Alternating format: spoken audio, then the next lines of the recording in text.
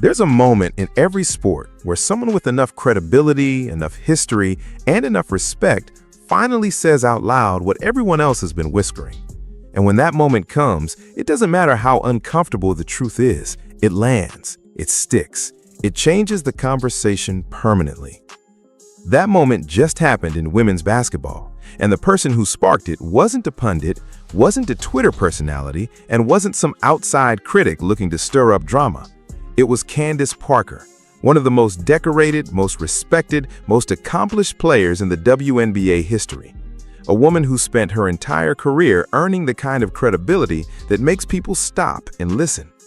And what she said about Caitlin Clark, about Alyssa Thomas, and about the state of the WNBA itself didn't just make headlines. It cracked something open that the league had been desperately trying to keep sealed shut.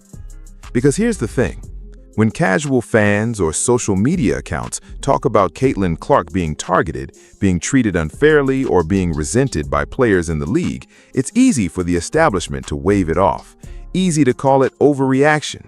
Easy to frame it as Clark's fan base being overly protective, overly sensitive, or just looking for reasons to be outraged. But when Candace Parker, a player who never needed Clark's success to validate her own legacy, a player who competed at the highest level for over a decade, when she looks at what's happening and says the same thing, that defense evaporates. You can dismiss a fan, you cannot dismiss Candace Parker. And the WNBA's old guard knew that the second her words started circulating, because Parker didn't hedge, she didn't soften it, she didn't give the league an easy out. She called it exactly what it is. And that's where this story gets genuinely fascinating.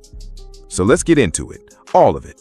The incident that set this off, what Parker actually said, why her words cut deeper than anything that's been said before, and what it all means for the future of a league that is currently sitting on one of the greatest opportunities in the history of women's sports, and somehow still finding ways to get in its own way.